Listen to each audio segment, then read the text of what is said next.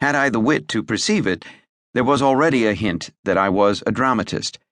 Even then, I could dramatize a story and hold an audience, and when I inadvertently stumbled on this gift, I used it the way other boys use a good pitching arm or a long reach in basketball.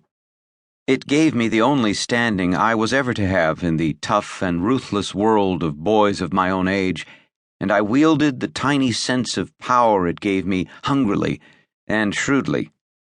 Even in the long-ago days when I was growing up, the cult of toughness in American life was beginning to blossom and flower.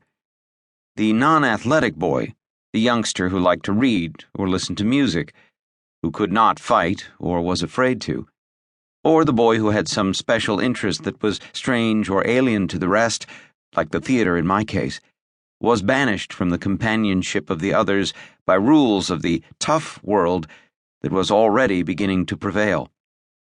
It is a mistake to believe that this cult of toughness was limited to the poor neighborhood in which we lived. It had begun to pervade other levels of American life, and I suspect that today's bland dismissal of the intellectual and the overwhelming emphasis placed on the necessity of competing and of success are due, in part, to the strange taboo we have set against that softness in ourselves which brings men closest to the angels. A nation of poets would be no more desirable than a nation of athletes, but I wonder if that toughness and competitiveness, which have become an ingrained part of our character as a people and a symbol of our way of life as a nation, are not a sign of weakness as well as of strength. Is our cultural life not robbed of a necessary dimension, and our emotional life of an element of grace?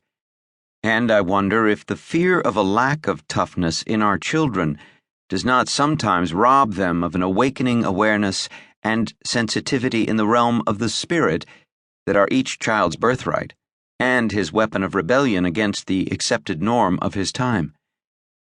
This lack of toughness and the inability to compete were a constant agony of my own childhood, and I lived it through as best I could.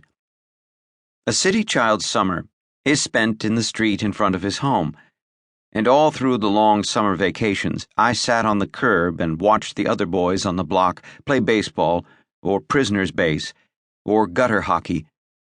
I was never asked to take part, even when one team had a member missing, not out of any special cruelty, but because they took it for granted I would be no good at it. They were right, of course. Yet much of the bitterness and envy and loneliness I suffered in those years could have been borne better if a single wise teacher or a knowledgeable parent had made me understand that there were compensations for the untough and the non-athletic, that the world would not always be bounded by the curbstone in front of the house. One of those compensations I blundered into myself, and its effect was electric on both me and the tough world of the boys on the block. I have never forgotten the joy of that wonderful evening when it happened.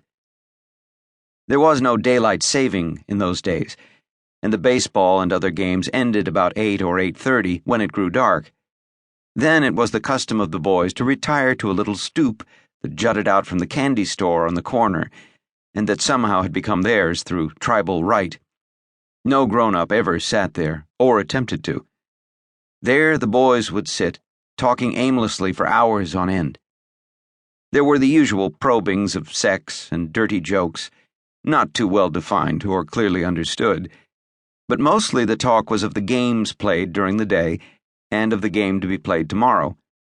Ultimately, long silences would fall, and then the boys would wander off one by one.